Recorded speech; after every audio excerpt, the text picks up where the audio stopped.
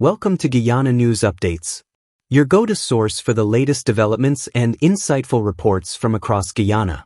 On this channel, we'll provide comprehensive coverage of crucial topics shaping the nation, ensuring you stay informed about the progress and initiatives impacting Guyanese citizens. Today our report is focused on the Inter-American Development Bank, IDB, approving a significant $350 million loan aimed at bolstering Guyana's social services and enhancing efforts to combat human trafficking. This substantial funding is part of a series of policy-based loans, with the first being co-financed by Global Affairs Canada. Here's what you can expect to learn from today's updates, based on the latest information. Modernization of social services. We'll detail how the loan supports the Ministry of Human Services and Social Security, MHSSS, in digitalizing processes, aiming to reduce transaction costs and improve service delivery for beneficiaries. Support for vulnerable populations. Discover how over 82,000 senior citizens are gaining expanded access to electronic payment systems, and how the Public Assistance Program is increasing its coverage to support more than 6,000 individuals with disabilities. Empowerment initiatives. We cover programs like the Women's Innovation and Investment Network, WIIN, Business Clinic, which offers training in business management, legal literacy, and access to funding, helping women achieve financial independence.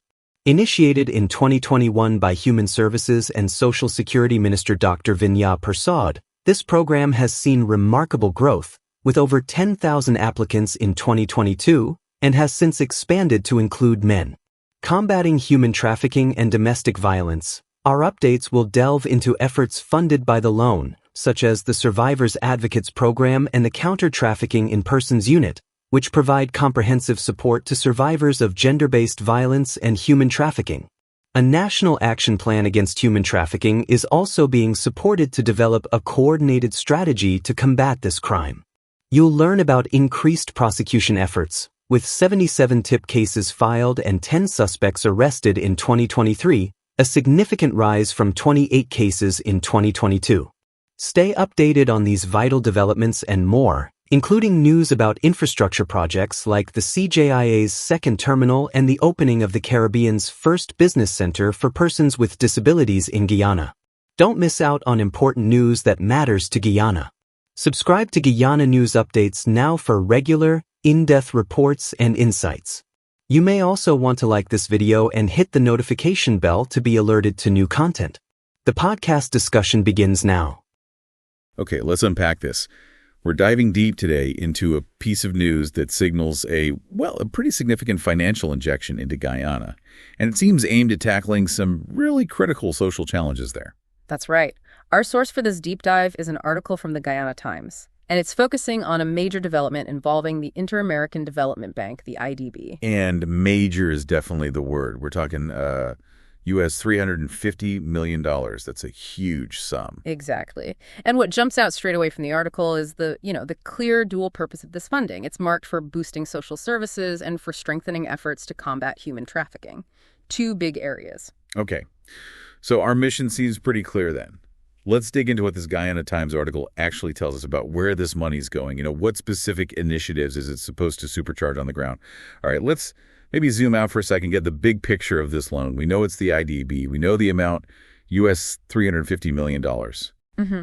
And the source gives some important context here. It clarifies this is actually the second and final in a series of these policy-based loans. The first one, it mentions, was co-financed with Global Affairs Canada, so it's part of an ongoing thing. Okay, policy-based loan.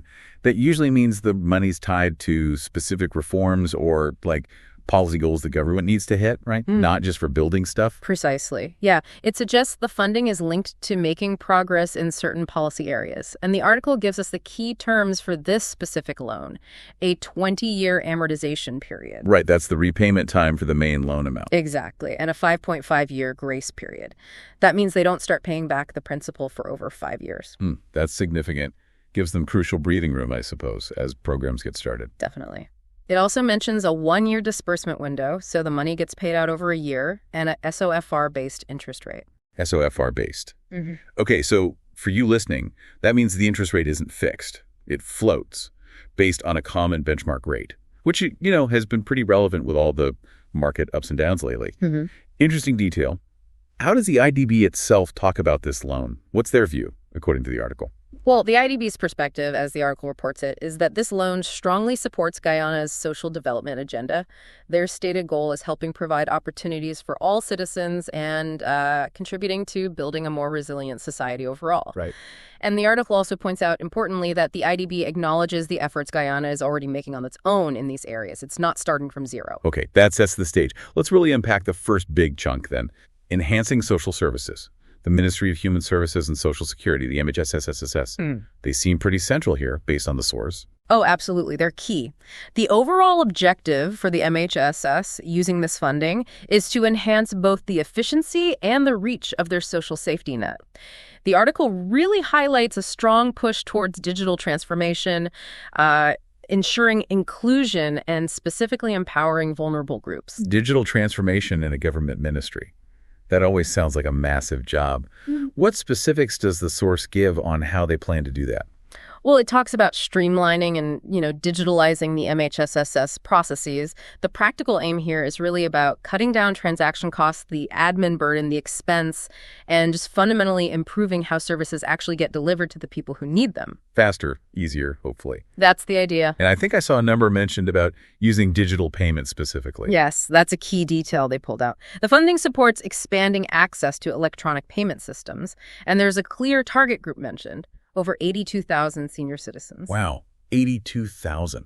Just think about the potential impact of making payments easier and more reliable for that many older folks. It's significant scale, for sure. What else is part of this enhancing the safety net idea beyond the digital side? The article also points to increasing the coverage of the public assistance program, and it notes this program has already supported more than 6,000 individuals with disabilities, so this funding looks set to, expand that reach even further. Yeah, that focus on vulnerable groups seems really central. Yeah. The article specifically calls out persons with disabilities and initiatives for training and skills development for them. It highlights plans to scale up existing training programs they already have and also expand something called the Learning Lab Initiative. A Learning Lab Initiative. Yeah. Okay. And what's the main goal behind these specific training efforts? It's really about equipping more persons with disabilities with practical, necessary skills. The source mentions skills for employment, which is huge, but also things like adaptive living techniques and tools just designed to improve their overall quality of life. So it's kind of a holistic approach, not just jobs, but independence too. Exactly. Empowerment and independence seem to be the key words. The article also puts a spotlight on women's empowerment. It specifically mentions the Women's Innovation and Investment Network, WYN1, I think it was abbreviated. Yes, WIN. And a significant chunk of this loan is going towards expanding the WIN Business Clinic. The goal there, as the article describes it, is providing women with training in really crucial areas like business management, legal literacy. Ooh, legal literacy, that's interesting. Important for navigating business. Very much so. And critically, helping them access funding, which is often a major hurdle. For sure. And the source gives some pretty remarkable context on WIN's story, doesn't it? It really does. It notes WIN was launched fairly recently, back in 2021, and apparently the number of courses offered has gone up every single year since then. Wow. Yeah, the article gives the initial participant number. 2,170 trained in that first year, 2021. It even breaks down the regions with the highest numbers, like Region 4 had 588, Region 2 had 409. 5 had 345, 320, 6, 307. Gives you a sense of the spread. That's a strong start right out of the gate. Yeah. And it grew dramatically just in the second year. Exponentially is almost the word. The article reports a massive 62% increase in participants in 2022. Get this. Over 10,000 people applied for spots. 10,000 applications Yeah. in 1 year. Good grief. Yeah. Region 4, again, led with 937 trainees, but importantly, Regions 3 and 5 each saw over 500 trained. And the article makes a point of noting over 350 persons were trained in the hinterland areas too, which is often harder to reach. That kind of demand, 10,000 applications, 62% growth. Yeah. That's extraordinary. What does that tell you? It suggests a massive need, right? It absolutely implies a huge unmet demand for these kinds of skills and opportunities, particularly, it seems, for women initially. The article doesn't really dwell on the logistical challenges of scaling up that fast. No kidding. But just managing that volume of applicants and trainees across different regions, including those remote hinterland areas, that's a serious undertaking. It sounds like a program that really hit a nerve in a good way. Yeah. The source mentioned who's behind WIN. Yes, it's described as the brainchild of the Minister of Human Services and Social Security, Dr. Vindhya Prasad. And its design goal was apparently very specific: equip women with practical skills and the confidence needed to chase economic opportunities, achieve financial independence. Makes sense, especially when you see the types of courses mentioned: garment construction, ICT. Things you can directly use to start or grow a business. Exactly. Hands-on, market-relevant stuff. And interestingly, the article points out that while it started focused on women, the program has actually evolved now to include men too, so indicating maybe a broader approach to skills development over time. Okay, let's shift gears slightly.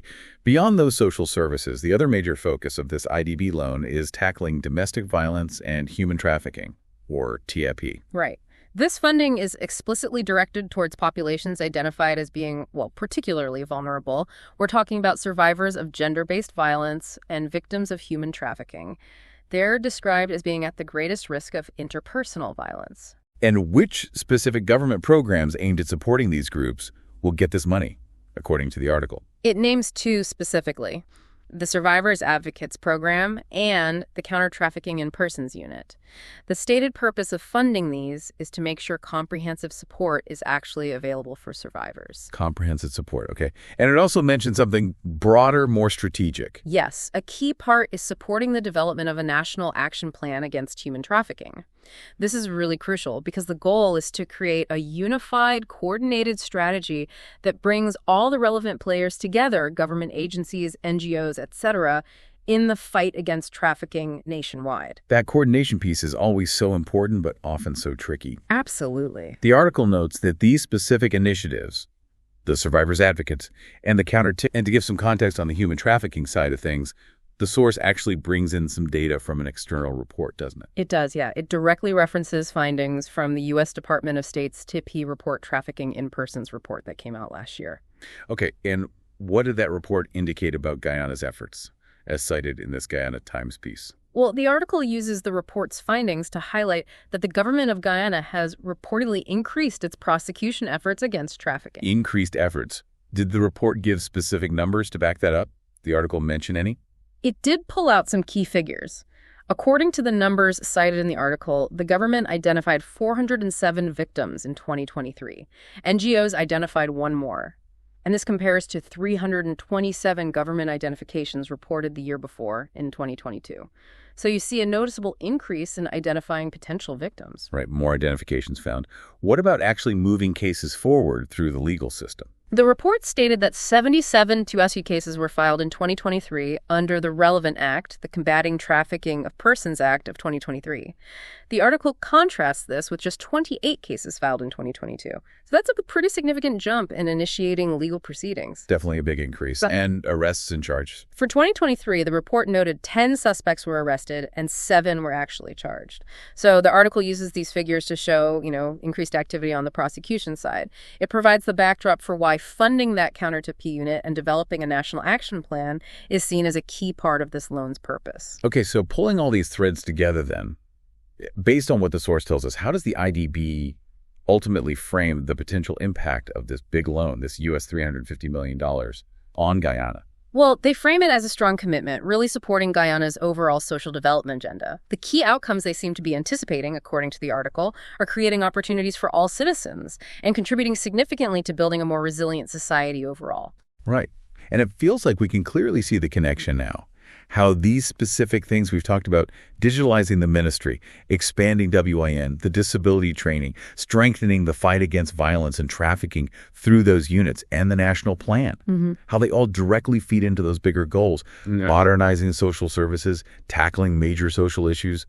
It lines up. It does seem to present a coherent strategy based on the article's account. So this deep dive into the Guyana Times article has shown us, I think, that this U.S. $350 million IDB loan isn't just a headline number. It's really targeted investment into some pretty foundational areas, enhancing social services through things like digital transformation, the specific growing programs, WIN, disability training, and also a focused effort to strengthen the fight against human trafficking and gender-based violence, using that U.S. TIPI report data to kind of highlight the increased government action that's already happening there. It paints a picture of a multi-pronged strategy, really. Addressing vulnerability on one hand, expanding opportunity on the other, all backed by this significant international financing. Absolutely. So for you listening, maybe reflecting on what we've explored in this deep dive today, here's a final thought to consider. How does a large international loan like this truly translate into tangible, on-the-ground changes for vulnerable people, especially people living across really diverse areas of a country like Guyana? And maybe, given the ambitious scope of these initiatives outlined in the article, the digitalization, the massive WIN expansion, the national plan, what might be the single biggest practical or logistical challenge the government faces, in actually making these plans a widespread reality for everyone.